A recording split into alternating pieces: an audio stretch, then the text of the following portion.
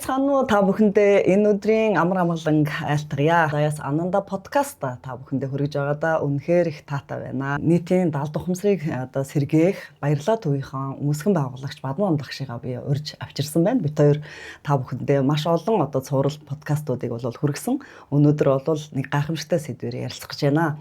Тэгэхээр бид хоёр өнөөдөр навчны бичээс гэж нэрлэдэг. За магадгүй хувь заяаны бичээс гэж нэрлэдэг нэгэн зүйлийн талаар товчхон бас мэдээлэл та бүхэндээ ярья гэж бас бодож байна. Тэгээд урилгыг хүлээж авч хүрэлцээрсэн багштаа маш баярлалаа. Та сайхан зусаж байна уу? За сайхан зусаж байна уу? Үзэгчтэй бас та бүхэн сайхан зусаж байна уу? За тэгэхээр хоёулаа их сонирхолтой. Бас магадгүй те хүн болгон бас нэг хараахан бүрэн сонсож мэдээгүй магадгүй зөвхөр нэг юм нөгөө сургийн сонссон ийм зүйл байх гэж бодож байна. Тэгэхээр сонирхолтой яриг өнөөдөр өрнүүлье. Тэгээд яг ер нь бол навчны судар гэдэг энэ зүйлийг одоо би мэдж байгаа даа биш. Зүгээр би нэг орчуулагчийн үүргээр энд 70 жил ажилласныхаа хувьд ер нь нэг ийм зүйл байдгийн байна гэд. Тэгээд тэндээсээ ер нь ямар учиртай юм бэ гэд нэг асууж лавлаа тий судар тайлагч тэр профессор хүнээс бас нэг асууж тайлбарлуулж авсныхаа хүрээнд та бүхэнд бас өөрийнхөө мэдж байгаа сонссон зүйлээ танилцуулъя. Тэгэхээр миний өнөөдрийн ярих байгаа зүйл бол миний сонссон зүйл байх нэ. Тэг. Ер нь бол би ч гэсэндээ одоо навчны судар бичгийн тухай өөрөө сонсож мэдээд 8 жил болж байна. За энэ судар бичгтэйгээ уулзраад бас 8 жил одоо дүүрсэн байна. Тэгээ тэр цагаас хойш одоо яг хүн болгонд хэлээд яриад идэг сэдв бол биш. Гэхдээ энэ тухай одоо ингээд яг халуун яриа өрнөхөр ч юм уу те ингээд бүр их дотны хүмүүстэйгээ ч юм уу ингээд ярилцдаг ийм сэдв байхгүй те. Тэгээ энэ тухай ингээд сүүлийн үед ягаад ч амнаас их гарч байгаа. За тэгээд энэ тухай ингээд нэг цухсган дурдаад ярихаар багшаа энэ одоо яг ямар зүйлийн талаар яриад байна. Дэлгэрэнгүй ингээд нэг мэдчих юмсан тий гэдэг юм хүсэлтүүд ирдэг болсон. Арай өмнө одоо энэ зүйлтэй очираад маш олон хүмүүст одоо энэ мэдээллүүдийг өгж байгаа хүний хувьд одоо багшаагаа ураад за энэ навчны бичээс гэдэг зүйлний тухай өнөөдөр хоёлаас ярилцъя гэж би шийдсэн ба тэгээ маш олон хүмүүст хариулт олох байх гэж бодоод навчныхаа бичээсийг бичүүлсэн байгаа хувь заяагаа одоо түгээр туулж яваа тий өдөртөж чиглүүлж явж байгаа хүмүүс за магадгүй навчны бичээсээ хийх юмсандаа гэдэг ингээд хүсэж байсан хүмүүс. За өнөөдөр бас анх сонсож байгаа хүмүүс ч гэсэндээ гайхамшигтай сайхан мэдээлэл болох хаа гэж бодож байна. Тэгээ хамгийн түрүүлээд би багшаасаа яг одоо оноос нь нэр нь юу байдаг юм бэ те? Энэ яг юуны тухай бид хоёр одоо өнөөдөр ярих гэдэг юм вэ? За энэ одоо навчны бичээс энэ судар бичиг энэ зүйлийн үүсэл гарал нь одоо хаанаас тэгтэй юм бэ? Хэр зэрэг удаан хугацаанд одоо энэ дэлхий дээр хүмүүс одоо мэддэг зүйл юм бэ гэдэг талаар яриага эхлэе гэж бодож байна. За юуны түрүүнд энэхүү одоо нөгөө судар бичгийн тухай ярихын тулд нэг хоёр одоо бурхтын мөргөлийн тухай буюу эхэлдэг энэ судар дандаа юм мөргөлөөр эхэлдэг юм учиртай. Тэгээд мөргөл нь болохоор их сайхан мөргөл. Нэгсэндээ одоо дээрээс дээр орших Тэнгэрлэг оюун санааг энэ этүүгэн эхийн буюу одоо газар ээж орших одоо шакти эрчимтэй тэр их хүний одоо дуудлага тэрийг одоо Парвати бурхан гэж аам л да их тэр их чанарыг нь одоо юу нь болохоор тэр Тэнгэрлэг оюун санааны бурхтын мэдлэг мэрэгэн ухааны тэр их охиулсан одоо их гэгэрүүлэгч одоо гэрэл оршихуу тэгээд түүнээс чандад орших гэж орчлын ертөнцийг бүтээгч бурхтын одоо хаан гэж. Тэгээд тэр хаан чухам юугаараа одоо бурхтын хаан байна гэхээр мэдлэг мэрэгэн ухааны гэж. Гэрлийг түгэгч, харанхуй гэтлэгч гэж. Тэгэхээр энэ хүү одоо энэ хоёр одоо бурхны залбирал эхлээд ингээд өрнөдөг. Тэгээд тэр залбирлаар энэ хүү одоо судар эхэлдэг ийм учиртай. Тэгэхээр энэ судрын одоо бичвэр нь өөрөө яруу орчин цагийнхаар бол яруу найраг маягаар бичигдэж үлдсэн. За их сонирхолтой нь болохоор яг хизээ бичигдсэн юм бэ? Хэн бичсэн юм бэ? Хэн яруу найргийг зохиоцсон юм бэ гэдэг асуудал байна тий. Тэгэхээр энэ зохиосон эзэнгүү гэж. Гэхдээ энийг буулгаж ирсэн гэж. Тэгэхээр энэ хоёр буюу нэгсэндээ энэ оршихуун хоёр ертөнцийн шүү дээ тийм ээ нэгсэндээ одоо ингэ шакти буюу одоо энэ материалын ертөнцийн одоо бүтээгч хүүсвэр болсон тийм ээ их ертөнцийн одоо манайхаар бол нөгөө итүүгийн их гэдэг шүү дээ тийм энэ их ертөнцийн оюун санаа дээрэс нь энэ оршихуун окторгын мөн чанар чандад орших арга билег хоёр л гэсэн үг шүү дээ тийм ээ энэ хоёр одоо оршихуун одоо харилцсан ярилцж байгаа тэр дууллыг бяцлаглалын чандад хайлсан Шиваваки, Махашиваваки хэмээх гигантэн гэж байгаа.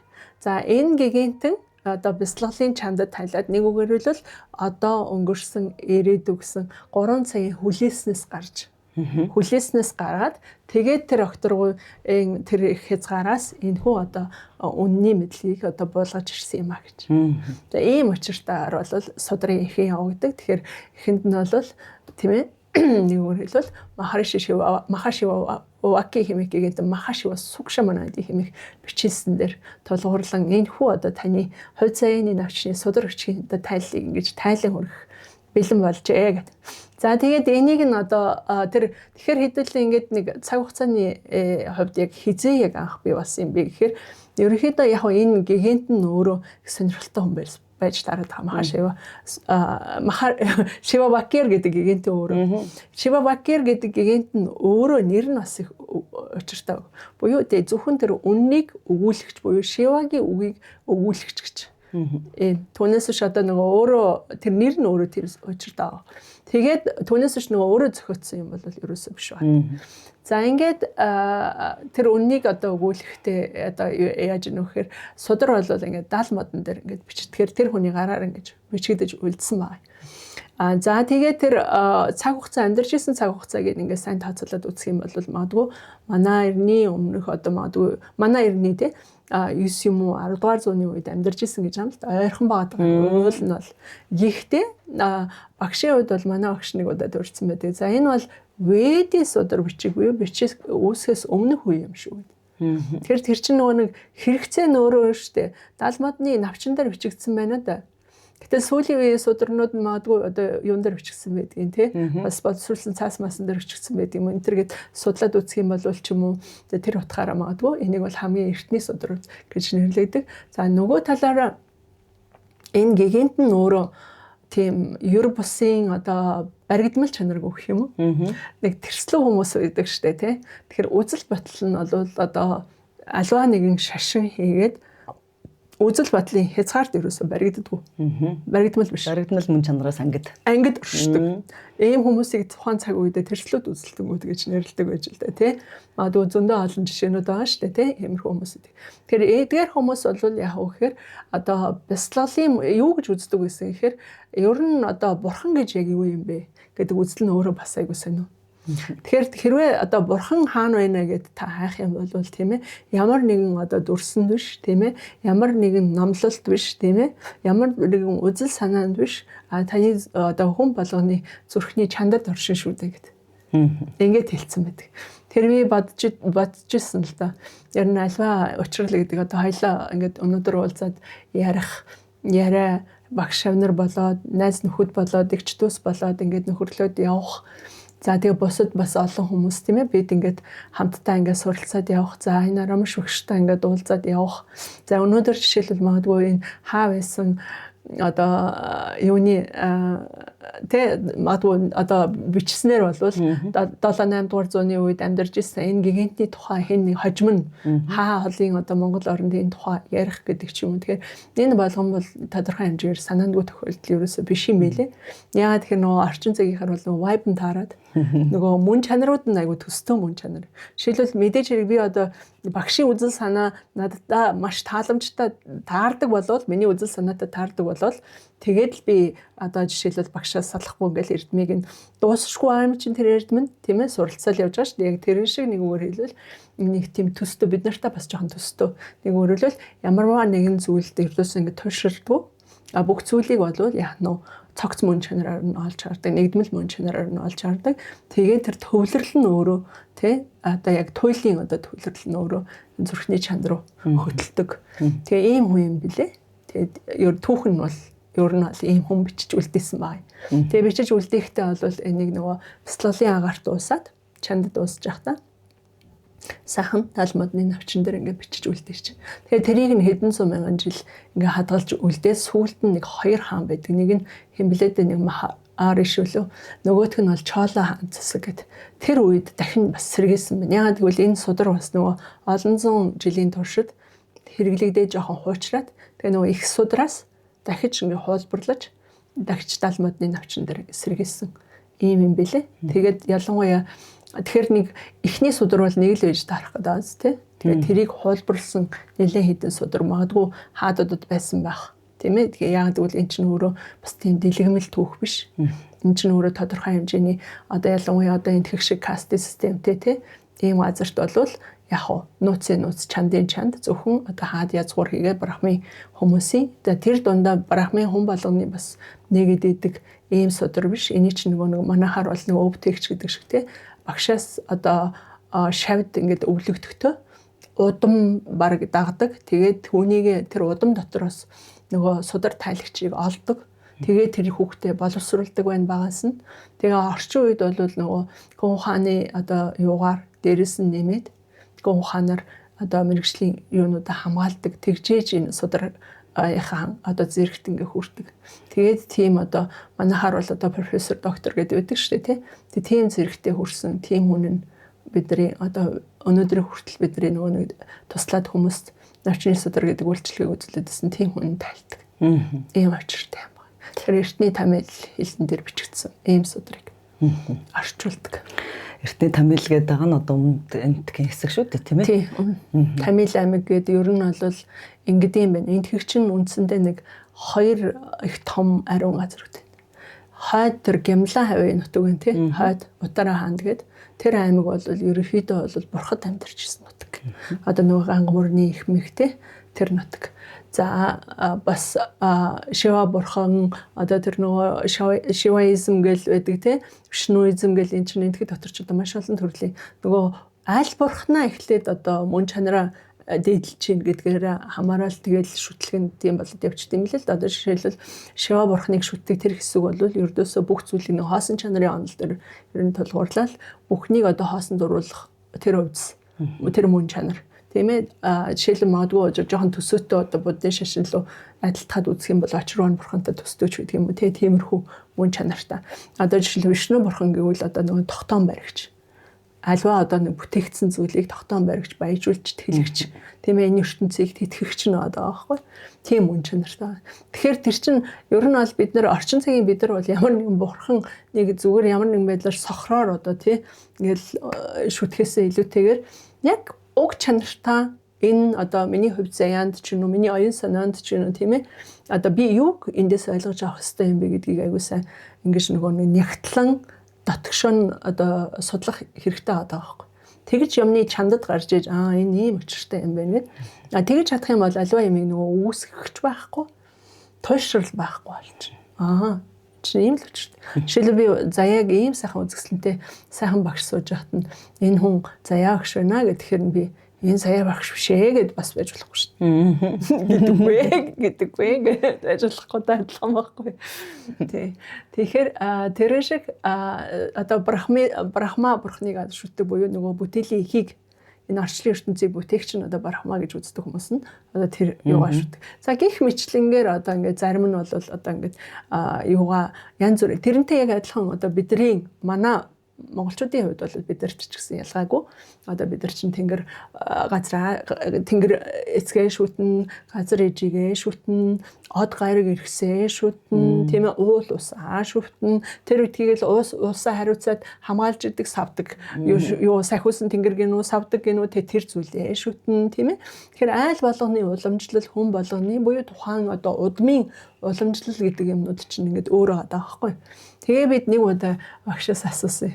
Багшаа ер нь би чи ер нь ямар шүтлэгтэн болж өөрөө одоо гэх тийм. Яа тэгвэл бас цаад санаандаа бас энэ нэг 10 шүгшин ажлыг анх эхэлж хаад ямар нэгэн шашин бас байх үе бодоод байгаа шүү дээ тий.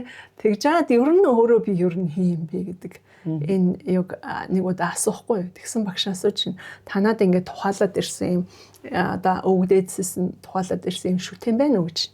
Манад байхгүй. Тэгэхээр аав чинь жишээлбэл одоо яг юу гэж шүтдэг байсан бэ? Юунд ханддаг байсан бэ? Нэг залбирдаг тий. Нэг хүн чинь нэг ямар нэгэн амьдралд нэг хэцүү зүйл болох ч юм уу, бэрхшээл тулгарх ч юм уу, яхад нэг ингээд хандж идэг тий. Дээд хүч байдаг шүү дээ. Тэгэхээр тэр нь яг юу байсан бэ гэхээр би малчны л хүүхд юм чинь ээж аав болвол гараал тэнгэр хангаатай шүү дээ. Өглөө ослоо цайгаа өргөөстэй манай бүх сайхан малчин айлууд чинь тиймэрхүү юм байсан. Түүнээс одоо тийм малгай. За тэгээ тэгснэ бас инглээ би чинь багшаа нөгөө юу байх та хэлний багш байх та бас хэл усаа сайжруулчих гад библ заадаг газруудаар зөндөө явсан шүү дээ багш гэсэн чинь. Нөгөө усан баталгаа гээд голд оруулаад баптизм хүртсэн үү гэж. Үгүй ээ тийм юм хүртээ за тэгвэл чи чөлөөт хэрэг юм байна гэсэн. Тэр шиг би юу гэж хэлэх гээд байна гэхээр ерөнхийдөө бол яг хүн болвол бид бол чөлөөтл иргэн юм билээ л дээ. Тийм тэгээ өөрсдөө л яг ингээд за би яг тийм шүү гэд бас нэг нэр томьёогоор өөрийгөө ингээд хязгаарлал хайрцаг дотор орчиж байгаа. Тийм. Энэ хүний бичиж үлдээсэн энэ содөр бол өөрөө ч хайрцагнаас гарсан хүн юм. Тийм цаг хугацааны халилт орсон хүн гэдэг чи өөрөө. Тэгээ үннийг өөрөөрөө таньсан. Тийм. Одоо манай говийн хотогт шиг тийм. Тогшоо хотогт шиг магадгүй тийм. Тэр хүн өөрөө ингэж хэлсэн мэсэн тий. Арчлан гэдэг чинь би өөрөө юмсан гэж гэж хэлж үү. Тий. Тэгвэл ерөөдөөсөө энэ хүн бол энэ орчлонгийн бичил ертөнцийн бас ялгаагүй хүн юм а гэдгийг л хэлсэн. Хүн юм бэл. Тэгэхээр за тэнгэр эцэг за тэр дээд маш их хүч байна гэсэн үг тийм үү? За итүүхэн газар ээжээ. За энэ хоёрын дунд оршин байгаа хүн гэж их төрөлтөн байна. За энэ төрөлтөн болгон чинь ямар нэгэн учир шалтгаантай амьдран байна. Хаанаас хаа урж яваа бэ? Ямар нэгэн л одоо дамжаал явж гинэ тий. Хүн болж төрсний одоо их утга учир байна. Зорилго байна. Тий. Түүнийгэл одоо давж туулахын төлөө шүү дээ. Тэгээ хүн болгон юу гэж боддгоо гэхээр за би яг яах гэж төрсөн юм болоо. Миний одоо зорилго юм болоо. Би юу хийж чадах юм болоо гэл те өдөр болгон л асуудаг асуулт тэр л баг. Тэгээ хийж байгаа ажил болгоно одоо миний яг хийх ёстой ажил юм болоо биш юм болоо те. Эний ард яаж гарах юм бол надад ямар ур чадвар байгаа юм бол надад ямар өгөгдөл байгаа юм бол магадгүй маргааш надад юу тохиолдох юм бол те өмнө одоо би хэн байсан юм бол дараа би одоо хэн болох юм бол гэдэг юм дээр эргэлздэг байх гэж бодож ялангуяа энэ цаг мөчид бол хүмүүс энэ зүйл дээр нэлээд төвлөрж байгаа гэж би бодож байна. Дэлхийн бүхэл хүн. Тэгэхээр энэ содор бичиг тоо юм уу? Зурхаа юм уу? Одоо ямар нэгэн байдлаар хэн нэгэн зөвнөд бичсэн зүйл юм уу? Яг ямар хэлбэртэй те зүйл юм бэ? Бид нар бол мэдсэн те одоо ингээд навчин дээр бичигдчихсэн юм бичээсэн байна. Маш эртнийх учраас одоо модны одоо навчин дээр бичсэн байна. За тэр ямар хэлбэрээр бичигдсэн байдгийг. За тэгвэл хүн яагаад одоо энэ зүйлтэйгээ ингээд учирдаг юм бэ? Яагаад учрах болдгийм бэ? Учруул юу болдгийм бэ? Тэ ямар шалтгаан байна вэ тэнд? Бид нар бичил ертөнцгээд ярьлаа тий. Тэгэхээр бид нар бичил ертөнцийн бол тэр бичил ертөнцийн мэдээллийн бүх одоо мэдээлэл нь хэм үү? Тэрний код нь одоо төлхүүр нь хэм үү? Тэр бичил ертөнц рүү ингээд нэвтрээд ордог. Тэр нэмэгтэй хүний 100 гаруй эрхийн өрний хурууны хээ, эрэгтэй хүнийх нь баруун гарын эрхийн урууны хээ болж тарж. Төлхүүртэй. Тий. Тэрэн дээр ч л үндэслэж юу яа. Тэр содар тайлгд. За тэгээд тэрийг нь тайлахын тулд ингэдэг учир гэн. Тэгэхээр тэр түрүүн эхнийх нь асуултанд нь хариулна. Нэгдүгürt бол энэнийг үндэслэн. Хоёрдугаарт нөгөө асуултын чинь астрологи юм уу, зурхаа юм уу гэж энэ үгүй гэн. Энэ ямар нэгэн байдлаар нэг өөрөлдөл тооцоолдог бас математик биш гэн. Энэ зүгээр л бичигдсэн судар. Бичигдсэн тухайн цаг үед одоо тэр эрт цаг үед л бичигдсэн. Тэгэхээр бид нар гайхмаар онцны би миний өнөөдрийн төрхийг доллар 100 бичнэ гэдэг чинь ерөөдөө санд багтчихгүй юм байна аахгүй. За тэгвэл яг ерөнхийдөө юу бичигдэж вэ гэхээр хамгийн чухал нь энэ код. Энэ код нь одоо кодоор бид нарыг ангилах нь энэ хээгэр. За ер нь бол ингээ хүний төрлийн дэлхий дээр ирж байгаа одоо хүний төрлийг авж байгаа энэ төрөл маань ерөнхийдөө нэг юм 108 хуваагддаг байна. 108 одоо за шат гэдэг хэлж ил та. Нэг шатн дээр ингээд те энэ манай шатных энэ юуных гэдэг ч юм уу тийм ээ. Гэдэг шиг нэг өөрөлдөл 108 төрлийн одоо сүнслэг юм оршихуун амьдрал байдгийм байл л да. Тэгээ би бодож байгаа. За тэгээд одоо бодож үзлээ л дээ. За 108 байдаг нь ч бас одоо ямар өчртэй юм бол за энэ одоо наад зах нь эрхний тоо 108 байдаг. Тариныг уншихад 108 энтер гээл те. Энэ өөрөө угаасаа бас өчртэй тоо байгаад идэг. Тэгэхээр тэр одоо 108 төрөлд зориулж 108 эрх байдаг байх нь шүү дээ. Жишээлбэл тийм ээ. Тэр бүгдээ зориулж жишээлбэл тариныг тэр хүчийг зориулсан уншдаг байх нь шүү дээ. Их хэвчлэнгээр юм батгдчих. Нэгдүгээр. Хоёрдугаар орчин цагийн хүн юм болохоор бас нөгөө одоо багшийнхаа арамш багшийн заасан эрдэмдэр тулгуурлаад бас өөрийн хэмжээнд бодож үзэж байгаа. Ер нь бол одоо энэ хэлбэлзэл давтамж хэлбэлзэл гэж юм байна тий. Одоо жишээлбэл наад зах нь биднэрт ингээд одоо 7 хүрд за бидний систем бол 9 хүрдэн дээр тулгуурлаад 9 минутын бяцлал явагддаг тийм ээ уушиг. Тэгэхээр хамгийн наад захын одоо анхны одоо ойлголт гэлтэхэд жишээлбэл биднэрт ингээд одоо хүрдний оршихуй гэж бид нар ярьдаг штеп. Одоо жишээлбэл яг зүрхэн хүрдэн дээрээ төвлөрч амьдарч байгаа буюу энэ зүрхэн хүрдний хэмжээсэнд сэрсэн хүний мөн чанар ямар ах вэ? Үндэс хүрдний тэр төвшөнд явж байгаа хүний одоо мөн чанар ямар ах вэ? Эсвэл одоо дээшээгээ ингээд явж байгаа хальж байгаа хоолой хүрднээс дээшээ мэлмийн хүрднээс дээшээгээ ингээд халаад идэвчээд ингээд явж байгаа хүмүүсийн одоо амьдралын мөн чанар замуур нь ямар ах вэ? За хамгийн энгийнээр одоо хоёлаа түрүүний ярьжсэн тийм жишээлбэл тэр хэрэгцээний онолын пирамидын дагуу ингээд аваад үцхэд жишээлбэл тийм яг л төстөө ер нь бол тэгэхээр мэдээж хэрэг дээшээгээ гэхээр ховор дуу тэр 108-ын төрлийн дээшээгээ явах нь жоохон ховор дуу магадгүй тийм даагуура ихэх нь одоо ингээд наад цаа ингээ хоёлоо бодъё энэ дэлхий дээр одоо хэд орчин хүн амьдард юм бол нэг 8 их нэг хүн байж штэ тий. Тэгээд тэрний одоо хичнээн нь энэ одоо ялангуяа энэ бэлэг бэлгүүний мөн чанар тэгээд энэ амьдралын ганц зорилго хүн болж ирснийхаа зорилгын тухай тэгээ энэ чандаас альсан энэ мэдлэгийн тухай тэгээд дээрэс нь өөрийнхөө энэ хорвоо дэлхийд ирсэн зорилгыг олж мэдхийн төлөө наашилсан өөрлөгөө наашилсан байд юм бол тий. Энэ тий. Тэгтэл хичнээн нь жишээлбэл өнөөдрийн эдэж уух өмсөх зүгтэйгээ зурлаж идэг юм бол мөн үү. Хичнээн нь одоо жишээлбэл энэ орчлон хорвоогийн тухай нэгдмэл энэ бүх зүйлийг хайрлж инэрх ийм одоо сэтгэлтэй ийм төлөвдөр оршиж идэг юм бол та хичнээн нь авах дээр төлөрж идэг юм бол ингээд эн чинь нэг шүлтүрээр ингээд бодохоор эн чинь ингээд шигшгцээр байгаа тий. Тэгэхээр тэр утгаараа бол яг нь их л цөөн хүн угаасаа энэ судрын тухай олж мэднэ гэсэн үг. Дээрэс нь тэр олж мэдэх одоо процесс цаг хугацаа гэж бас байна. Энэ нэгдэхтэй хэлж байгаа юм л да. Тухайн судрыг ингээд нийлгэж байгаа тэр өдөр нь ийм авшиг ивэлтэй ийм өдөр тэдэн насанда ингэж нийлэх одоо заяа бүрэлдэжээ гэж. Ингэж нэгддэг байхгүй. Тэгэхээр тийм учраас бол альва юм бол өөрийн боловсрсан цаг аль жимс ч гэсэн одоо цаг хугацааны ихээр боловсроод тэгээ бид хүртдэг те. Тэрнтэй л адилхан яах нь бидний үлийн үр гэдэг зүйл ямар нэгэн байдлаар үлийн үр гэдэг нь өөрөө бид нар акшн хийсээр хагаад үйлдэл хийсээр хагаад сайн үйлдэл хийсээр хагаад тэр дундаа өөр тохиолдсон зүйлээ даван туулсаар хагаад тэгээд дараагийн боломжийг нээх тэр процесс нь өөрөө энэ өөрөө одоо магадгүй судар нийлэх тэр акшныг танд өргөлдүүлж байгаа л гэж би хувьдаа боддог.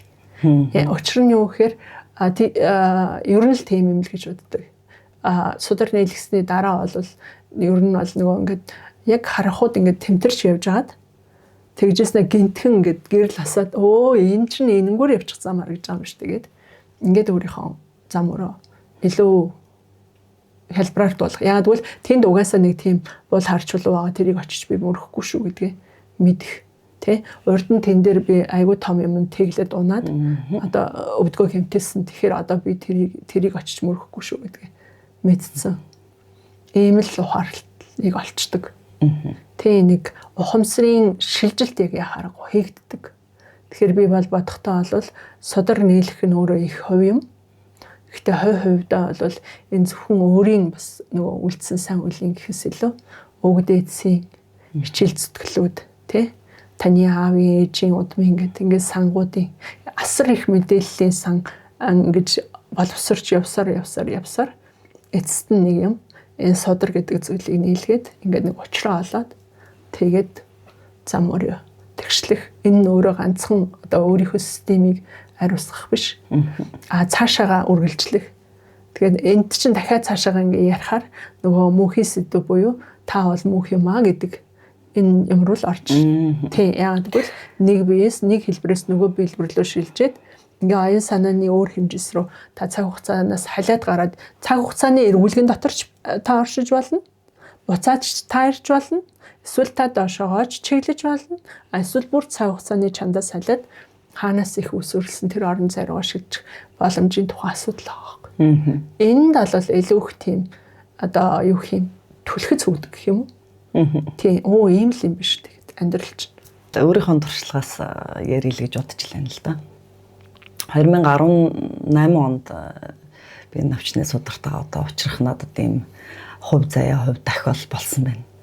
Би одоо хідэн төрөд одоо ямар дамжлага юмыг дамжиж явсараад энэ цаг үед одоо амьдарч байгаа юм те тэрийг мэдэхгүй шүү дээ. За тэгээд цаашдаа ч яах юм гээд одоо юугаач мэдэхгүй л одоо явж исэн үе ахна шүү дээ те. Найзаас бол сонсч илаа л та те навчны бичээс гээд нэг юм байдаг аа те. Гэл тэгж чинь юу яд үгсэн чинь ер нь бол чиний хувь заяа бичээстэй л байд юм биш те. Өмнө чи хэн байсан те ямар төрлийг одоо төрөөд ирв. За одоо чи юу хийж байгаа юм? Цаашдаа ер нь ирээдүйд юу болох юм бэ чиний амьдралын те одоо үлдсэн хугацаанд юу болох юм бэ гэл бүх юм гардаг юм байна гэл манай найз тэгж байна. Тэгэл би гайхал хүүх энэ ч одоо бүх юм мэдчихэр ч одоо яаж амьдрах юм болж байна гэл те. Тэгтээ их сонирн байдсан. Яагаад тэгэхээр хүний одоо мөнхийн сэдв штэ. Би яах гэж ирсэн юу хийж байгаа юм болоо гэд. Одоо хэдэн жилийн дараа би ямар байх юм болоо гэдэг их сонирн байгаа байхгүй те. Тэгээд анх одоо ерөөсөө сонсон даруйда би энэ над навчны бичээс бичүүлнэ гэл тэглээ. За. Шууд миний амнаас ингээл бүр ингээд би хөөрсөн. Би яг тэрийг одоо бодохоор их сонир санагдаад надад. Би баргийн юмд би тэгнэ гэж шууд тэгээд идэг бол бас биш мөртлөө миний амнаас өөрөө гарцсан. Тэгэл гайхал за би ингээл. Тэгэл ерөөс хараагаад очсон би. Тэгээд одоо навчны одоо судраа бичүүлнэгээ би захиалга өгч ийсэн. За судраа бичүүлнэгээ захиалга өгч ийсэн чинь тэгж байна. Би хизээ ингээд одоо би судраа авах уу гэл ингээд яарад байгаа дараагийн соногт маргааш маргааш өдрөлөх гээд байгаа. Тэгсэн чинь ингээд хэлж байна багш нар маань. За сар болоод чирдэг хүн би, 3 сар болоод чирдэг хүн би, за нэлээд удаа чирдэг хүн би, за бүр байхгүй ч хүн би гэж тэгж байна. Тэгсэн чинь би гайхал. Тийм гэж аахгүй. Би яг 3-7 хоногийн дараа би 21 оноо л авна. Гэл миний амнаас гарч ийн. Би гайхал энэ хүмүүс болоовэ гэдэг тахт чинь л одоо ингээд нэг эсэргүү юм шиг те өөдөөсөө 21 хоногийн дараа авна гэж хэлчихлээ. Тэгсэн чинь инээгээл энэ намайг тэг ингээд хөөх энэ охин гэж бодож байгаа болтой. Тэгэл би захиалга өгчл гаравсан. Яг 21 хоногийн дараа миний яг амнаас гарснаар гэсэн үг те. Яг 21 хоногийн дараа л над руу за судраа одоо нэг болсон байна. За хэдэн цагт одоо уулзъя гэд. Би бүр гайхаад тэгсэн чинь миний эргэн тойрныхан бүр гайхаад надаас манай багшууд манай найз нар ямар сони юм бэ? Ийм хурдан гардаг хүн гэж байдаггүй. Чи ямар сони 21 хоногт авна гэж авчдаг ямар учиртай юм бэ гэл. Бид мэдгүй би одоо ийм л их азтай л хүн бах та гэж бодсон. Гэхдээ тэр аз бас биш байсан. Тэр заг нэгэнд болцсон юм болох цагтаа болдог юм байна л л да. Тэгээд яг л төд насандаа чи ийм зүйлтэйгээ ингээд аль хэдийн одоо уучрах цаг чинь ингээд болсон байна гэд ингээд судар нэгдгээ гэдэг шиг тэр цаг мөч бол болсон байсан. За хамгийн гайхамшигтай зүйл нь юу вэ гэхээр би одоо та нар яг ингээд те орчуулуулаад суужсэн тэр чинь ингээд 3-4 лээ шүү дээ те. Эхний хэлнээс дахиад нэг орчуулаад дахиад нэг орчуулаад ингээд тэгээд ингээд заримдаа 5-6 хүн оролцсон. Тийм нийт юунда. Тэгээд ингээд дөрүүлээ сууж байгаа л одоо миний одоо судрыг нээсэн. За надад тухайд надад нэг ийм сонирн мэдрэмж төрж исэн. За одоо урд наснд та тэр оронд тийм хүн болж төрсөн байна шүү. За тэр амьдралаар амьдарч явахдаа та тийм зүйл бол одоо хийсэн байна, сайхан. Ийм зүйл бол одоо бас хараахан одоо бас хийж амжаагүй байна. Ийм зүйл төр нэг жоохон алдаа гаргажээ. Учираас таны энэ амьдралд нэг иймэрхүү зүйлсүүд бол болох нь байна шүү. Гэл миний амьдралыг ярьж ийн өөдөөс те. Би хиндэж өөрийнхөө амьдралын тухай яриаггүй байгаа шүү дээ тий. За тэгээ байжсэн чинь та бол одоо ингээд явж байгаа хүн. За эннээс хойш гэл одоо миний амьдралыг та 37 наснда тэгнэ. 38 наснда тэгнэ. 39 наснда тэгнэ гэл 40, 41, 42, 43 гэл ингээд одоо бүх үргэлжлээд нас болгон дээр ингээд миний тайлбар гарч ийн л да. Та тэр наснда энэ наснда би бүр ингээд ангаагаад гацаад юу илээ гэд бүр ингээд гайхацсан. Яасан гэхээр таны орчуулга надад намайг яриад байсан. Намайг яриад байна гэдэг нь юу хэлж байна гэхээр миний бүх мөрөөдөл би миний амьдралын бүх зорилго тий би тэгмээр байна тий ерөөсөө би бодож исэн миний төлөвлөж исэн зорж исэн ерөөсөө бүх зүйлийг миний өдөс яриадсэн. Тэгээд цаг хугацаанд яриад шар ус босч. Тийм бүр ингэж цаг хугацаанд яриад би бүр гахаад би битэгч яриаггүй. Өслөө бол яриаггүй. Тэр хүмүүс бол бүр юу ч мэдэхгүй. Тийм намайг. Яагаад миний өмнөөс намайг яриад байна?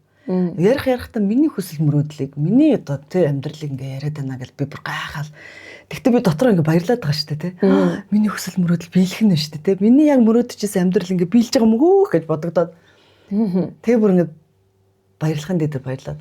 Тэгээ гарахтаа бол би нөгөө мэдээж 36-аас хойшоо мэдгүй байж байгаа шүү дээ. Мэдгүй байж байгаа. Тийм чинь гэхдээ тэнд чинь бүр ингээл гайхмаар юм гарч байгаа юм л да. Тэгээ би итгэхгүй байгаа шүү дээ тухайн үед. Тухайн үед бол итгэхгүй. Болоогүй байгаа юм чи одоо бол тий. Тухайн үед чи дөнгөж сонсчил ямар сони энэ бүхэн ингээ болох юм уу? Ямар сони юм бэ гэж бодоод тэгэл нэг гайхах, бишрэх, баярлах. Гэхдээ яг тэр одоо навчны бичээс аваад гарч байхдаа надад ингээл миний бүх амьдралын одоо ингээд нэг бүх зүйл болох нь тодорхой юм чинь одоо надад эргэлз цуух одоо ямар шаардлага алга. Тэгэхээр эндээс хойш би одоо хүснэл их юм байна гэж бодож одоо ингээд эргэлзэхгүй гаргасан тэр надад маш сайхан байсан. Хамгийн гол сони юм нь ингэжсэн. Тухайн үед чинь би одоо энэ 70 хумсаар ирчин минь дөнгөж судалж исэн үе. Дөнгөж хөдөлсөн. Тэр үед ингэж хэлдэг надаа. Та одоо орчуулж байгаа шүү дээ надад. Заяа ингээд маш одоо энэ эрдэм ухаанаар чи одоо энэ нэрчин минь тэ энэ ухаанаар одоо ингээд гүн гүнзгий судлаад явах нэ. За цаашдаа их олон шавнартай болох нэ. За тэгээд их олон улс орноор явах нэ гэлтэглээ. Тэгсэн чи багшаа за ястаа яг штэ. Тийм гэж юу байсан. Тэр үед чи би юу ч мэдгүй тэр би яг нөгөө бизнесийн ажлыг хийгээл. Тэгэл одоо өөрийгөө дөнгөж нэг ганц бясалгал хийгээ сурчээ. За энэ учир юу ингээд нэг жоохон юм нэг юм одоо сөхөж исэн хугацаа юм чинь дээ. Тэгээ би за юу миний олон багш шавнартай болдог. Юу би юм хийдэг гэж өстой байхгүй гэл би тантай яг тэгчихсэн. Тэгээд та над руу инээгээл үгүй минийхөө одоо ингээл бичсэн байгаа юм ч одоо тэгэл болдгоор л болдгийг ингээл хэлж байна. Тэгэл ингэсэн тэгээд тэрэн дээр маш их олон зүйлсүүд яг л одоо өнөөдөр би 8 жилийн дараа ярьж байгаа. 8 жилийн дараа 8 жилийн одоо өмнөх бүхэл ингээд нэг мэдсэн чинь бүх зүйл болцсон байсан. Тэгээд тэндээс би хараад энэ зүйл болно гэжсэн болж гин болох хэвээр болдгоороо болж гин. Тэгэхээр тийм учраас би зөрөгтэй хийх, хүчтэй хийх гэж бодож одоо хийж байгаа зүйлсүүд ч байна, алхмууд ч байна. Тэндээс мартаад тэр одоо том содрог нийлэгчэд мартаад ерөөсөө бас дээрэс нь мэдгүйгээсээ болоод алдсан ч зүйл байна. Тэгээд одоо сүүлдээ тэрнийг чи ингээ мэддэг болоод ирэхээр одоо нөгөөдхөө уншиж байгаа жилээ хараад ингээ бүр ингээ сайхан удирдаад дахин зохон байгуулад амьдралаа ингээд яаж байгаа ийм зүйлч бас байна. Одоо миний хувьд бол 65 нас хүртэл болоо би өөрөө содрыг бол нээлгчсэн. Би 65 нас хүртэл ийм хийнэ гэдгийг одоо аль хэдийн мэдж байгаа ийм сууж байна л да. Өмнө нь бол би 8 жилийн өмнө бол энэ бол мөрөөдөлтэй яг мэдгүй гэж сууж байгаа. Гэхдээ одоо би 8 жилийн дараа бол тийм ээ бүх зүйл яг бичсэн байснаар, зурсан байснаар байсан гэж би хэлэх гээд байхгүй. Тэгээд тэрнийхээ төлөө тэгтээ чи акшн хийсэн. Зүгээр суугаагүй. Зарим нь тэгтээ тэр эхлэлийн хэсэг бол би мдээгүй байх үед эхэлсэн. Тэг яг тэгвэл би тэрэнд итгээгүй байж байгаа шүү дээ. Яг үндэ бол тэ. Надад маш сайхан санагдсан авчиг. Гэхдээ би итгээгүй байсан. Яг тэгвэл тийм болно гэж үнэхээр төсөөлөөгүй. Гэхдээ эхэлсэн явж явах үедээ гинт хөөх надад тийч хэлсэн шүү дээ. Тийм надад ингэж бичсэн байсан шүү дээ миний бичээсэнд гээл. Тэгэл одоо би итгэж эхэлсэн. Тэгээд итгэлтэйгээр би алхмуудаа хийж гисэн. Ишөө илүү зорьсон, өглөө хүчтэй болсон, бүх зүйлээ зориулж гисэн гэдэг юм уу. Ингээд бол явсан байдаг. Тэгээ би их олон хүнд хэлээгүй яг үнэндээ. Тийм олон хүнд би одоо навчны одоо бичээсийн тухай, энэ судрын тухай бол их олон хүнд ярьдаггүй. Сонсох хүн чи хувь заяатай тэр сонсох хүн ч тустай юм байна гэдгийг ойлгосон.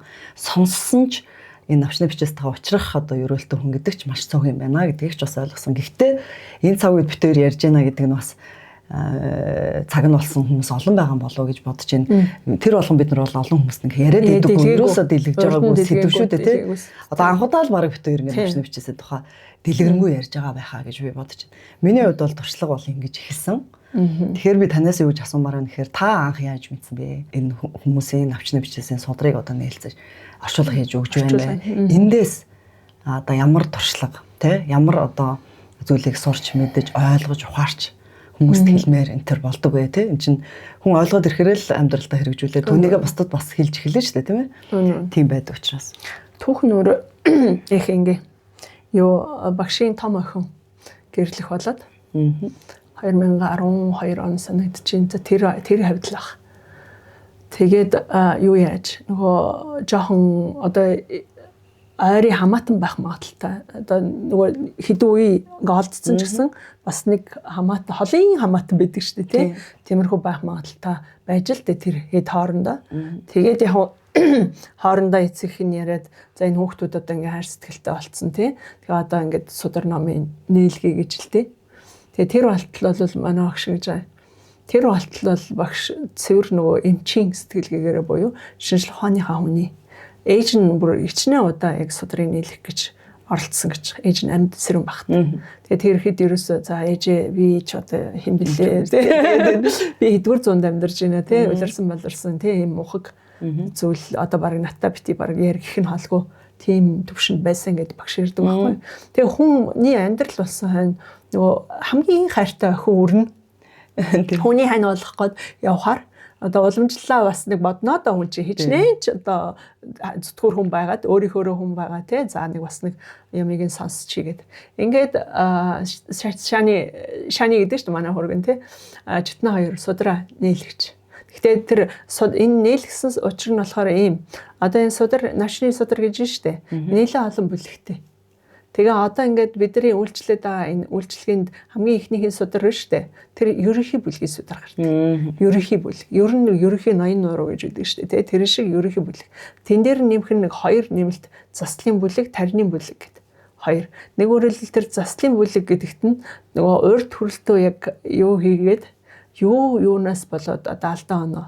Тэ одоо жишээл аавын удмын талын асуудал генетик талын дамжсан мэдээлэл байна уу тэрнээсээ хамаарат одоо каласарподошо гэдэг ч юм уу те одоо нөгөө доошонууд буюу нэгсэндээ тэр нь одоо гар иргэсийн зүгээс үзүүлэх юм сөрөг нөлөөллүүд буюу бэрхшээлийг таван тулах одоо санчрын нөлөөлөл гэдэг ч юм уу те тиймэрхүү зүйлс гэдэг. Нөгөөх нь болохоор йогн гэдэг байхгүй. Хоёр бас талтай харцаа. Йогн гэдэг нь нөгөө дээд сайхан хувь заяа. Нөгөө цаанаасаа эвээгдэх нөгөө гариг ирэхээс газар тэнгэр чи бүгдээрээ нийлээд яг нь бидний өөрийн мэдлгүй яг нь яг явах ёстой зам мөрөөр нь эдлэх ёстой хувьцааг нь нийлүүлээд бүр дашаа шагнаад урамшуулад эхэлдэг. Нэг өөрөөр бол аз хямрын одон хийгээд эхэлдэг. Тийм үеийг тэнд бас ингээд бичсэн байдаг байхгүй. Тэгээд тэнчэнээс ингээд анзаарч хаад бол манай хоёр ерөнхий бүлэг за тэр заслын бүлэг тэр юугаа тарины бүлэг эдрээ хийлгчээд дараа нь тэр ханийн судар гэдэг нэмэлт бүлэг өгдөө. Дотор одоо жишээл 14 бүлэг судар байлаа гэж бодъё. Тэгвэл тэр дотор жишээл хүүхдийн судар. Ямар хүүхдтэй болох юм уу? Тэгвэл эсвэл эхийн одоо ээжийн судар. Яг ээжтэй холбоотой жишээлбэл одоо харилцааны ямар байх юм, эд хөрөнгө нь ямар байх юм, сэтгэл санаа нь ямар байх юм. Эсвэл аавтай холбоотой бас судар бас байна. Бүлэг судар. За аавын талын удамшлын ямар одоо асуудлууд байгаа. Тэрнээс яаж ангиж явах юм? Одоо ямар өв хөрөнгө чинээтэй бас болох юм? Ямар оюун санааны хөгжлийн одоо төвшөнд хүрэх юм? Эрүүл мэнд нь ямар байх ингээд детальчлаад нэгээд өгдөг. Ингээд нэмэлт бүлгийн судрууд гэж яриад байдаг. Тэр учиртай юм. Тэгээд үтсэн бай. За ингээд нөгөө хоёр тэгж гинэ гэд багш. Сонирхолтой санагдаад тэгээ тэрийг ингээд би сонсож байхдаа анх удаага би сэтгэлээ зориулаад нөгөө үгүйсгүйгээр сонсож гинэ багш. Нөгөө хүүхдийн юм чи аргагүй шүү. Тэгээд сонсож ирсэн чи их олон зүйл дотоод сэтгэлд нь тодорхой болж гэнэ. Тэгэд их олон зүйл өдөөгдөж гэнэ бас. Тэгээд за ер нь өөрийгөө бас үзүүлчих. Тэгээ багш нь өөрийгөө үзүүллээ бид нарт ярихгүй юу? Ах тэгсэн чинь манай багш нар нөгөө Ахмад багш нар чинь дандаа л одоо бас юм сонсцсон нэлээ ахтар хүмүүс их олон байсан. Тэгээд хизээ нэгэн цагт нэг энэ тухай сонсч ирсэн юм а гэд. Ийм байдаг гэж яг сонсч ирсэн юм а гэд. Тэгээд тэр хүмүүс эхлээд уншуулсан. Тэгээд эхний одоо яг жилүүдэд ингээд уншуулж ах. Тэгэхээр энэ бол яг ингээд багшаас л харахгүй дамжаад ингээд хүрээд ирсэн хэрэг. Тэгээ олон хүн гуйгаад авахс хэцүүсэн. Дондор яа тийм учраас багш энийг бол нэг юм үйлчлэгээ болгох чи доо. Тийм тэгээд ер нь одоо ерөөхдөө юу гарч ийн үү? За тэгэхээр ялангуяа юун дээр анхаарах нь цааш та. Эрүүл мэндийн асуудал байвал яг эргэтэн тодорхой хэлээд өгдөг байхгүй. Тэр эргэтэн дээр анхаараа гэд. Тэгэхээр наад захын чи одооноос яг ямар эргэтэн систем дээр анхаарах уу? Гэт ингээд нөгөө бидний судалж байгаа одоо энэ SMF ухаантайгаа холбоод тэгээд үүгээрээ дамжуулаад чи өөрөө эргэтнээс өөрийгөө яаж яг нь тэр саад бэрхшээлүүдээ тэгээд тэнд чинь гарч байгаа юм л да одоо тэдэн насны цөмөв таарах магадлал нь бас байгаад байгаа. Энийг чи даван туулахын тулд тийх хэрэгтэй мэрэгтэй гэсэн зөвлөмжүүд байна. Тэгэхээр жишээлбэл түрүүн чи ярьж штэ. Би судраа нийлэгчээд ямар сайхан юм бэ гэдэг бүх хэрэгэлзээ тайлагдаад ингээд юу ядсан гэд тодорхой олсон гэд зоригтойч болсон гэд. Гэтэл зарим хүнийх бас тийм биш ээ. Тэгэх бах. Тийм хүн болгоных янз бүр шүү. Тэгэхээр хүн болгоных өөрийгч тэн дээр нөгөө дандаа гоё юм гардаг биш. Гардаг бас биш шүү. Тийм учраас бас жоохон цочирдмоор бас судрууд бас байна. Тэгэл яа харахгүй нөгөө л 108 төрөл байгаа шүү дээ бид нар чинь тийм. Тэгэхээр ер нь бол бид нар өөрсдийнхөө амьдралыг хэн нэгэн хүнтэй харьцуулах ямар ч боломжгүй юм. Энэ өөрөө ямар ч утгагүй зүйл юм байна гэдгийг би судар одоо орчуулж байгаа явцдаа нэгдүгээр тухаарсан. Хоёрдугаарт бол энэ хорвоо дэлхий дээр одоо яг төгс амьдралтай хүн байдгүй юм байна. Асуудалгүй хүн байдгүй юм байна. Хүний нэг тал нь ингэ болоход нөгөө тал дандаа ингэ хэлбийждэг. Тэгэхээр хүнд бол ингээд одоо баланс гэдэг ямиг л бий болгохын тулд яг нь хүн болгон одоо ямар нэгэн байдлаар суралцах, хайх, эрх, танин мэдэх ийм хэрэгцээ шаардлага байдаг юм л шүү дээ. Яагаад вэ? Яагаад гэвэл жишээлбэл өнөөдөр одоо эд материалын одоо чинэлэг хамгийн дээд түвшинд хүрчээ. За тэгээд магадгүй албан тушаалын хамгийн оргил болсон өөрийнхөө хүсэж мөрөөдчихсэн тэр түвшиндээ хүрчих тий.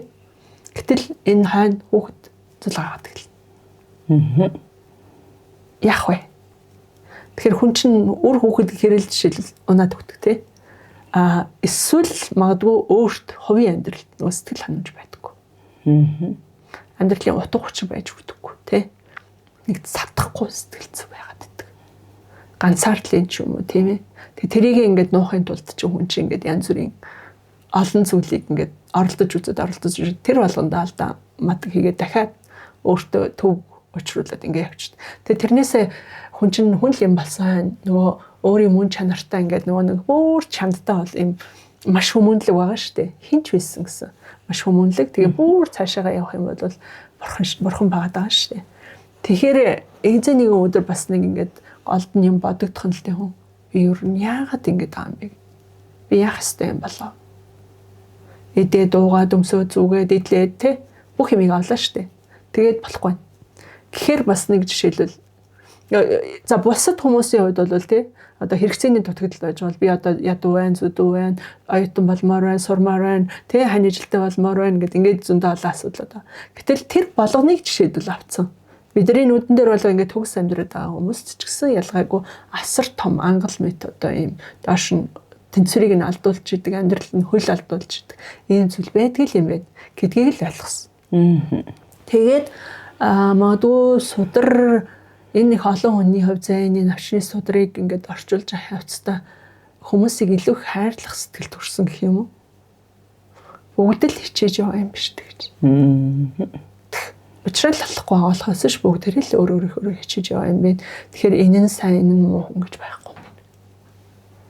Тэн чинь өөрөө байгалийн хөвслөл юм биш. Бид нар чинь ингээд яг энэ дунд ингээд энэ оюун санааны тэр 108 шатаар магадгүй те ингээл өгсөж л яваа хэрэг байна. Тэгээд эцэст нь тэр гэрэл гэдэг тэр нэгэн туйлын оргилд хүрчиж тэгэл цаашаа угаасаа асуудал тодорхой болох юм биш үү. Тэгээд тэр болтлоо бол яг нь угаасаа туулна ямарваа нэгэн зүйлсийг энэ тодорхой юм байна. Тийм учраас бол фокус бол ер нь бол эцэст нь өөрлөгөө л чиглэх юм байна. Тэ? Ер нь явж бол өөрлөгөө чиглэхэд л өөрлөгөө айгүй олон замыг туулаад тэр хэрэгцээгээ хангах гэдэг одоо жишээлбэл тэ хүн чинь нэг идэж уухаас ахуулаад за сурах мэдэх тийм ээ тэ хүндлэгдэх хүлээн зөвшөөрөх гэдэг нэг янз бүрийн хэрэгцээнүүд шүү дээ манлайлалын хэрэгцээ энэ төргээд тэгээд ингээд нэг оюун санааныхаа тодорхой ингээд нэг хэмжээнд ингээд хүн ингээд хүрчээд тэгчээд одоо би яах вэ? Одоо цаашаа яах вэ? Яах ёстой вэ? Тэгээд энэ багшийн юм суулаа тэр багшийг даглаа энэ юу яалаа гэдэг ингээд ертөнцөөр дүүрэн одоо хязгааргүй мэдээлэл байна. Тэгээ энэ их мэдээлэл донд би алийг нь авах вэ гэдэг сүултээ хүн ингээд төрж ялангуяа одоо цагт бол төрж. Тэгээд эцэст нь хүн хаачих уу гэхээр за ядарч чинь гэдэг. Энэ 5 м хүч өөрөө бас хязгаартай. Энэ чинь угаасаа дандаа гаднаас авж байгаа бол энэ 5 м хүгээр дамжуулж байгаа. Тэгэнгүүт арай хурдтай арга зам нь өөрөө дотгочлох, дотоод бичил ертөнцид байгаа кодоо тайлах. Тэр зам руу л өөрийнхөө кодыг тайлах. Тэгэхээр энэ бол яг нь судар бол нэг үгээр хэлвэл та ямар ч үсэн ингээл өөрийнхөө зүрхэн дээр те ингэж дараал кодоо ямар ч үсэн эхний шатанд нээж байгаа ийм л үйл явц юм гэж боддог. Тэгээд хоёрдугаарт тэр нэг гаргацсан алдаанууд байна шүү дээ, тий. Хүн гаргасан өнгөрсний хязгаарч буцааж болдоггүй. Цаашдаа гарахгүй байж болох. Цаашдаа маш их анхаарах нь айгүй чухал. Тэрийг л айгүй сайн ухаарсан. Миний юун дээр ч гэсэн яг миний хувьд заяанд яг доголдолтой байсан тэр зүйлийг бол яг оновчтойгоор би бол цаашдаа бол энэ зүйл дээр маш их анхаарах хэрэгтэй юм байна. Хоёрдугаарт би за нэг 2 жилийн дараа байна уу хүмүүс эхэндээ бас л ялгаагүй юу гэж боддог гэсэн. Орчуулга хийж байгаа юм чинь би орчуулахаас өөр арга байхгүй. Тэгээ би хүмүүст ямар ихтгэл өнөмшлтэй бэ гэж жоохон баг дотроо ингээд нэг би бол хэлэхгүй. Би бол хэлэх юм шаардлага байна. Би баг л өөрийнхөө юуг өөрөө хичээгээл тэгэл болох чинь гэж бодоод байгаа байхгүй. Тэгэл яачих юм чинь гэж баг тэгж бодож исэн. Тэр чинь хүн чинь бас нэг тийм үе байдаг. Тэгээд дараа нь яг нэг 2-3 жил басны дараа их олон хүний юун дээрээс жоохон цочрол өгсөн л дөө ямар сони юм бэ гэд яг өөрийнхөө угаасаа тэр хүний хизээч мэдж болшгүй тийм зүйл нь гарч ирэхэд бол тийштэйгээ те би харин тийм учиртай юм аа гэчээ ингэж завж байгаа юм аа гэд нөө тэгээд яандаа хөрхийгээ те тэгтээ ямар сони юм бэ энийг яаж мэдж байгаа юм бэ урд нь хизээч энэ тухай бусад хүмүүстэй хизээч гарч байгаагүй шүү дээ те тэгээ тэрний дараа надад нэг юм цаа ер нь өөрийнхөө нэг үзүүлэх хэрэгтэй юм байна. Тэгээд чи ер нь одоо тэр чинь нөгөө нэг ингээд нэг цаг нь л бас болж байхгүй тий. Тэгээд нийлгсэн. Тийм тэгээд өөрийнхөө нийлгэж байхдаа бол ялангуяа манай ээжийн талаарх энэ ороогоос явах тэр өдрүүд энэ талаарх юм бүр ингээд тооцоолоод гаргаад ирсэн юм шиг нарийн тийм зүйл гаргахад нь бол би за чи ингээд итгэхгүй бай гэж байгаа юм шиг надад дохио бол ирсэн. Тэгээд тэр цагаас хойш бол за би энэ дунд өөрийн бодол санааг нэг ч бодол санааг бүр хавчуулчих бодчих болохгүй юм байна шүү. Ийм ариун зүйл юм байна. Тэгэхээр би тухайн акшнд нь яг л тэр хүнээс гарч ирж байгаа тэр мессежийг нь би яг тэр хүнд нь л дамжуулах одоо нэг дамжуулагч утас байдаг да. Тийм л өөрийгөө би гүйцэтгэж явах хэрэгтэй юм байна шүү гэдгийг л их сайн ухаарсан. Яг таглал ерөөсөө байгаагаар нь л дамжуулах хэрэгтэй юм байна. Тийм. Тэрийг ерөөсөө ухаарсан. Тийм. Нэрэл яг тэгээ санагдчихэв. За тэдэс тэдэн наснда ээжийнхаа биеийг ажиглараа гэлтэй энэ чинь ингээд дохио өгж байгаа байхгүй тий. Яг би жоохон хатуу хэлж чаддгүй. Одоо цөв мөвтэй гэсгийгээд зөвлөлдөг. Зөвлөл хэлдэг. Яа тэгвэл би нэг амнаас айгүй хатуу бас англи дээр ч ингээд шууд шулуу гараад ирдэг цаанаас. Тэрийг жоохон зөвлөлдөг. Гэтэ тэр зөвлөнийг бас ялангуяа амнасанд нь хараараа ч юм уу цөвтөө байна шүү ч юм уу тий. Тэгээ машин тэрэгнээс болгоомжлоороо гэж байгаа үгнээр бол та цааш та анхаараа. Сайн анхаараа. Бүр нэгт байгаарай гэж хэлж байсан үг шүү. Ээжийнхээ би тэр жилүүдэд анхаараарай чиний тэдэн насны үед эсвэл за чи тэдний насныхаа үед одоо чи өөрийн одоо хөвлийн юмд анхаараарай ч тийм үү.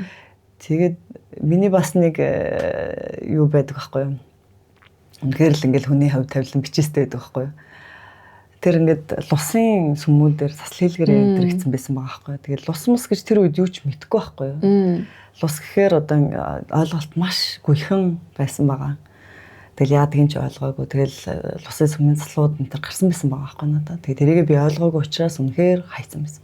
Тэр талаар өөрөөсөө ойлгоогүй байсан. Яг тэгээ тэр зүйл миний амьдрал босны дараагаар би судалж мэдэж ойлгож явсныхаа дараагаар ийм нарийн гарсан байсан юм биш үү? Надад хилцэн байсан биш үү? Гэхдээ юугаа ойлгосон бэ заяа гэл те. Энийг ингээд энэ яг яад ингээд асуучгүй яадаг гэж бодоод байгаа юм чи. Би одоо бас тэрийг нь бас сүүлд ингээд олон жил одоо орчуулга хийсний дараа олон удаа асууж агаад за би яг тэр лусын гэдэг тэр юмнууд гараад ирэхээр энэ нөгөө манай хард лусын юу шүү гэж бүр тодруулж хэлж өгье доо. Тийм яа тэгэхээр би энэ гариг иргэсийн зүгээс ингээд таагүй нөлөөлөл үүсээд ингээд юм доошо гэдэг зүйл гарч ий гэж би хэлж өгдөг байхгүй. Тэн дээр нүгээсээ доош л гэж байгаа. Тэр каласарпа доошо гэж жишээлбэл тэр одоо могоон гэж байгаа байхгүй. Могоо хорлол гэж байгаа юм шиг тэр чинь өөрөө лусын хорлол гэсэн үг байхгүй тийм. Наага доошо гэд бүр тэр одоо наага гэдэг чинь бас л могоо гэсэн үг шүү дээ. Лус гэсэн үг байхгүй. Тэгэхээр наага доошо каласарпа доошо гэд ингээд гарч байгаа. Энийг тийм юм гарвал одоо бол би энийг энэ за энэ нөгөө манахаар лус гэсэн үг шүү гэж одоо ерөөхдөө бас тодруулдаг болж байгаа. Тэгэхгүй алга нөгөө хүн би бодох элэгтэй бол энэ үгээр нь л ингээ хэлж өгөх ёстой гэж бодож итэл тэрнийхээ утгыг нь танихгүй бол бас харахгүй юм байна гэлээ. Тэгээ би яг тэрний дараа дээр нь өөрөө одоо лусын юм өөрийг гарч штэ. Дашуулаад дуусч байгаа юм л да өрөөд одоо үрсэн байна гэсэн. Тэрнийхээ дараагаар навчнавчаас дахиад сонсч ирсэн чинь нөгөөдөг чинь гараад ирдэг байхгүй. Өөе хилцэн байсан байна штэ тий. Би энийг яагаад ингэ төрүүлээд яачаагүй тий. Станаар гэл.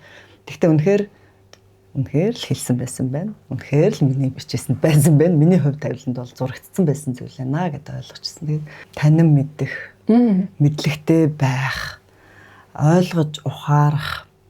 За тэр зүйл хүрээд ирэхэд бэлтгэлтэй байх. Одоо юу гэдэг чи тэдэн наснда ээжийнхэн биеийг сайн бодорой л гэл гарсан минийх дээр. Тэгээд тэгэхэд чинь би юу гэж за тэдэн наснд л одоо манай ээждийн болно гэл хүлээн сууж авах. Тийм арцч. Тий, тийм учраас төрүүлээд би одоо үүдээ 2 жилийн өмнөөс л ээжийнхээ додомдож эхэлж байгаа байхгүй юу. Асраад сувлаад тий.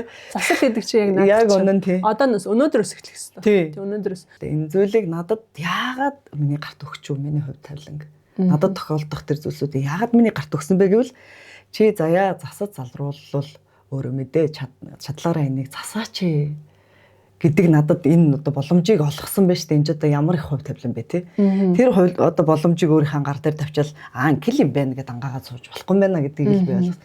Тийм учраас төрүүлээл ээжийнхээ биеийг додомдол явчихж байгаа 2 жилийн өмнөөс шүү дээ тий. Тэгээ өөрөө бас одоо чиний тим юм гээл тэнгүү тэрийг бас ингэх ёстой. Гэхдээ тэгсэн юм чинь би тгий гээл одоо тэрийг ингэ яг үнэхээр ингэ дараараас нь бас яг болдог. Тэгээд өөрөө ч гэсэндээ энэ талаар нэлээд сайн ингээд ойлгож авах хэрэгтэй байлаа гэд ялангуяа гариг хэрэгсийн нөлөөллүүд хүний одоо гариг хэрэгсийн нөлөөллүүд бол маш хүчтэй байдаг.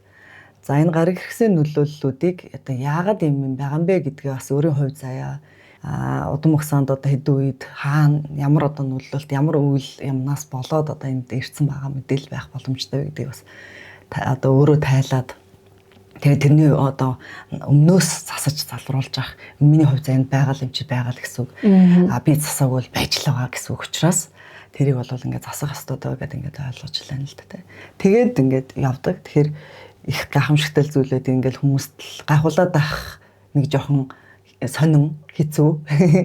Тэгсэн ирнэ үнэхээр өөрийнхөө хувь тавиланг нэг боломж байгаа л мэдчихээсэ. Тэгээд ингээд засаад сайхан явчаасаа гэж бол үнэхээр бодогдт юм байлээ. Мэдээж яг хүн болгоны хувь тавилан сайн тамуутай бүх зүйл байгаа. Тэгэхээр энэ их гайхамшигтай зүйлээ тийм байлээ гэдээ бас хэлмээр болж юм л та тий.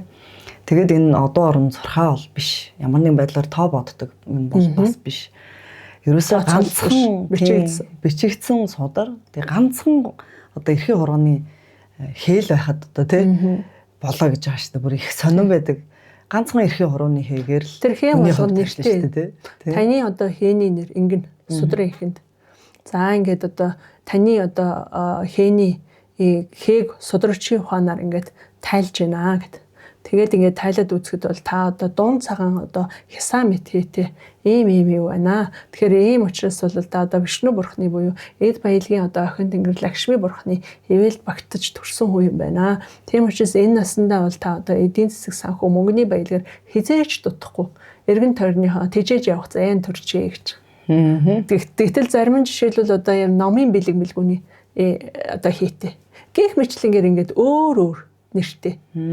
Дана манич гэнүү одоо тий гобурач гэнүү одоо заримийнх нь бол одоо ингээд сумын одоо цамхгийн одоо ингээд нэг сүм болгоны одоо ялангуяа энтхэгийн сүмд ингээд залбирах гээд ингээд ороход гадна талд нь ийм өндөр одоо босгоцсон багнууд цамхгууд байж байгаа тий. Тэгэхээр тэр тийм одоо цамхаг адил төрсэн тийм одоо тэр нь юу гэсэн үг гэхээр төмний одоо хүндэтгэлийг хүлээх заяан төрсэн. Тийм сайн чанартай хүн юм байна. Тийм учраас бол та одоо энэ насандаа яах нь одоо ингэж одоо төвний итгэлийг хүлээнэ гэж. Жишээлбэл төрийн хүн бол байна. Та бол энэ төрөлтөө бол одоо ингэж юутай тэр хаан заяа гэж байна. Ийм хаан заяанд ингэж төрсөн учраас төрийг удирдах ихэд нэгжийг удирдах байна уу тий. Одоо манайхаар бол сум байна уу, аймаг байна уу тий. Эсвэл бүр улс байна уу, эсвэл дэлхийг ингэ удирдах заяанд төрчихье гэж. Тэгээ хүн ер нь тэрийг мэдчмээр л юм шиг байна. Тодорхой хэмжээ ялангуяа жишээлбэл карьер хууж явж байгаа залуучуудын хувьд бол мэдчихвэл яагаад гэвэл хүн өөрийгөө таньж мэдээгүй хүн чинь нөгөө өөрт оногдоогүй зүйлээ хүчээр хийх гэж зүтгэдэг. Тэгээ хүчээр хийх гэж зүтгэх тусмаа тэр чинь айгүйх байгалийн нөгөө жам ёсны нөгөө юуг алдагдуулчих. Хуулийг нь зөрчиж тавьчих. тэр зөрчсөн хуулийнхаа хариуг буцаага төлдөг байхгүй. Тэгэхээр айгүй хэцүү байхгүй. Гэтэл тэр хүн жишээлбэл яг өгдөл нь өөрөө яах нь угаасаа тийм байх юм бол хүссэн хүсээгүй цаанаасаа тэгж явах учраас анханасаа л тийм болох юм чинь одоо манлайлагч байх юм чинь зөв явцсан дээр байхгүй. Төмнийхээ итгэлийг хүлээгээл арт түмнийг ийгүүлэл өөрийгөө сайхан ийгүүлэл удам судраг ийгүүлэл өгцөн үүргээ яг сайхан биелүүлэл ингээл буцчих. Ийм хорвогийн зам байгаа байхгүй. Тэрийг л сайн ойлгочвол их зүгээр юм байна гэж би яг бодсон тэр дундаа. Тийм яг бүр ингээд за тэр жишээлбэл ингээд нөгөө одоо бизнесийн салбарууд ээж нь тий. Заримдаа ингээ хүмүүс юугаа үзүүлдэг тэр нэмэлт бүлгийн судар гэдэг. За ерөнхийдөө бол баг юу гараад ирчихдээ. Ерөнхий бүлэг дээр бол чиг гараад ирчихдээ. Жишээл дөнгөж 16 нас хүрсэн хүүхэд за одоо юу ямар чиглэлээр явах вэ? За миний бодлоор бол одоо энэ чиглэл модонд орж ийн, энэ чиглэл ирээдүйдээ хэрэгтэй гэдэг хүмүүсийн хүүхдүүдэд сургаад явуулаад тэгээд явуулахаа нөгөө хүүхд чинь сонирхол нь байхгүй, өгдөл нь байхгүй, юмд хүүхд хүчээр суугаад тэгээ нөгөө ухамсартаанууд нь тархиа хит ажилуулад гүн стрестэнд ороод за тэгээд бүр амнасан ч одоо гэмтэх тохиолдол гадаадд сурж байгаа нэлээ их байна шүү дээ. Энэ чинь бидний амьдрал донд ингээ өрнөд байгаа болохоор энэ миний нэг хилээд өгөх юмсан гэж боддог. Тэгээд ер нь бол энэ аюуг яг хүний болцоо юм л да бас нөгөө талаас энэ чинь бас нэг тийм үн цэнгүй зүйл биш. Тодорхой олон хүн ажиллаж байгаа. Тэгээ өөрөө бас нэлээ үн цэнтэй ийм зүйл юм болохоор бас хүн болго хийгээд чадахгүй юм л да санхүү мөнгөний хувьд ч гэсэн. Манайхаас нэг малгай олдур болцсон шүү дээ тий. Тэр малгай олдур дээр нөгөө нэг юм гуу байсан шүү дээ таринтай гуу. Энэ дээр нь ингээд зүтсэн байжсэн тий. Тэр чинь одоо жишээлбэл хэдвэр зууны үеийн малгай 13 юм уу эсвэл магадгүй тэрнээс өмнөх үеийн малгай юм уу. Тэр нь юу хэлж гэнэ вэ гэхээр манайх өөрөө нөгөө нэг тэр одоо энэ гүн ухааны чиглэлийн энэ янз бүрийн одоо үзэл бодол бүрэн дүүрэн хүлээн зөвшөөрдөг аль үжиний тэр мэдлийг мэддэг байсан. Тэрийг тэр хаад хаттууд нь амьдралдаа хэрэгжүүлдэг байсан. Түүгээрээ дамжуулаад энэ хүүхдүүд дунд аль нь одоо төр улсыг чиглүүлэх хүм, аль нь ахуйг аваад явах хүм, аль нь цэрэг тэр шат руу мөн чанарын буюу цэрэг дайчин тийм чанартай юм, аль нь худалдаа арилж байгаа хийх юм. Ингээд энийг ингээд ойлгомжтой байхгүй. Гаргаад ирчих, чиглэлийн гаргаад ирчих байхгүй тий. Тэгээ тийм болохоор ер нь бол 16 нас эхлээд нэх боломжтой юм лээ. Нөгөө талаас 16 наснда нийлж байгаа хүүхдүүд магадгүй 30 эд наснд ингээд судраг ерөнхий байдаг. Тэр нь юу гэсэн үг вэ гэхээр одоо нэгэн судраг нийлэгдсэн хүүхэд 32 наснд хүртэл энэ ухамсартайгаар нөгөө акшн буюу үйлдэлээ хийгээд тэн дээр бас нэг саад татварууд бас байгаа шүү дээ. Тэр зорилгод хүрэхэд тэрийг ингээд даван туулаад дараагийн хувь заяаны хэмнэл нь өөр байгаа байхгүй. Чинийх жишээлбэл 65 гэж шүү дээ. Тэр чинь богино нас гэсэн үг биш. Тийм. 65 наснаас хойш жишээлбэл чи аян санаагаараа ингэж болно шүү дээ. За надад энэ минь ямар хамаатай ингээ орхиж бас болно шүү дээ энэ судар. Нэг тийм яг нэг мөнгө төлөд үзүүлсэн. Тэр нь ямар хамаатай. Миний энэ бизнес чухал байна. Би ийм одоо уул уурхаатай болчих. Тэр юуг хамтарчи. Тэгээ энэ гадны хөрөнгө оруулагчийг ингэчи гэд. Ингээд давхичиж болно шүү дээ. Энд чинь чиний сонголтын асуудал байхгүй. Тийм. Тэгэхээр нэгсэндээ яах нь тэрнээс хойш хувь заяаг бол дахиад чи одоо бичиж байгаа байхгүй. Яг тийм. Тэгээд тийм л учиртай байдаг. Тийм болохоор ер нь бол 16 наснаас хойш бол нэгдчих боломжтой байдаг. Эртхэн шиг хүүхдүүдийн аюу мэдээд авчна. За нөгөө талаасаа би бол энэ дээр зүгээр суурилж тулгуурлаад би бодож байгаа юм л да хүн чинь нөгөө өөрийнхөө үнд зүйлийг бас сайн мэддэггүй. Тэгээ тийм учраас ер нь бол яг ухаарсан зүйл бол за нэгдүгээрт би ямар нэгэн юмд үзэл бодлын туйлшрал ерөөс гаргаж болохгүй юм байна. Зүгээр надад үнэхээр одоо мэдмээр байгаа бол яагаад вэ гэдгийг тултал нь би өөрөө судлах хэрэгтэй юм байна. Судалж мэдхээс л хизээч залхуурч болохгүй юм. Танин мэдхүү гэдэг бол ердөөсөө хүний хөгжил. Танин мэдхүү гэж. Үргэлж сурч байгаа хэрэгтэй хүн. Алхам дотомд. Зөвхөн гадагшаага биш. Дотгошоо энийг бол баланстаа суралцах хэрэгтэй. Яагаад тэр өөрөө шинжлэх ухаан биднэрт гэжтэй энэ гадаад ертөнцийн илүү гой хурдтайгаар нэгээр төгтөж байгаа байхгүй. Тэгэхээр тийм ч учраас жишээлбэл яг нь бяцлал хийж байгаа хүмүүс наад захын жишээлбэл тий энэ байгалийн хуулиудыг энэ байгалийн зарчмуудыг тийм ээ энэ үзэгдлүүдийг за магадгүй энэ юунуудыг шинжлэх ухааны энэ мэдлгүүдийг бас давхар суралцж явах хэрэгтэй. Тэгээд дахиад дотгошоо тэр бэлгүүнийг ажиглаж бяцлагаж өөрийгөө танин мэдэх хэрэгтэй. Тэгээ энэ хоёр өөрөө энэ ингэж өөрийгөө одоо танин мэдэх ийм боловсролыг ингээд явуул хүн айгүй сайхан баланстай амьдралыг яг туулаад ёстой л нөгөө хувь заяагаар одоо оногдсон тийм ээ. Хүнд чинь өгөгдөл оногдсон хувь заяа гэж юм байна. Бүгдээрээ ирж штэ энэ дээр бичиж таа. Тэ. Тэгээ тэрний энэ хаалга нэгдэнэ гэдэг энэ чинь нэгтчихэж штэ тэ. Тэгэхээр тэр өгөгдсөн юмаа сайхан туулаад явхад бол энэ хар өдөр ер нь гачигдах, дутагдах юмгүй бүгд сайхан тэгш амьдрах боломж ер нь дүүрэн байна л гэж. Юутайгаа зөрчилт хөвд. Тийм. Хинтэйгээ харьцуулах хувьд энэ амьдралыг. Яг үнэ. Тийм ээ. Тэгтээ бас боддог юм угаасаа за хувь заяа гэж хүнийх байгаа. Тэгэхэд зурсан зураг гэж байгаа штэ. Тэгээд зурсан зургаараа амьдрах одоо болно үцгэл хүмүүстэй гэж. Гэхдээ зурсан зургаа мэдэх гэдэг бол бас маш гайхамшигтай байсан. Тийм бол маш их олон зүйлийн тайлал болж гисэн маш олон хүмүүс тусалсан баха гэж би бас бодож байна. Тэгээд бид хоёроос бас асуух л ах л да хүмүүс. Яаж тэгвэл одоо энэ судартайгаа учрах юм бэ? Яаж би өөрийн судрыг нээлгэх юм бэ? Гэд асууж байгаа хүмүүст бас зөвлөгөө өгөх ёстой байх тийм. Энэ нарийн болохоор ер нь бол өөрийн гэсэн нэг зорж очиж байгаа багш байгаа штэ. Тэр багштаа аал нарийн юм аяар. Тэр багш нь цагийн чинь угаасаа болцсон байна гэж чамааг угаасаа сураад эрэл болоод асуугаад ирж байгаа болохоор чиглүүлээд туслаад хөтлөөд явчихна. Яагаад гэвэл тэр багш чи өөрөө яг нь өөрийнхөө судрыг нээлгээд учрыг ойлгоцсон байж байгаа учраас. Зөндөө олон сайхан багш нар байж байгаа тийм. Одоо ингээд өөрийнхөө ер нь бол манай багш нар ингээд дандаа төвдөө өөрийнхөө нэрээр нэрлэлсэн байж байгаа. Тэр нэрний чинь цаана хариуцлага гэж юм байна. Нэрний чинь цаана ёс суртахуун гэж юм байна тийм. Нэрний чинь цаана үйлдэлүүд байна бид нарыг тийм ээ.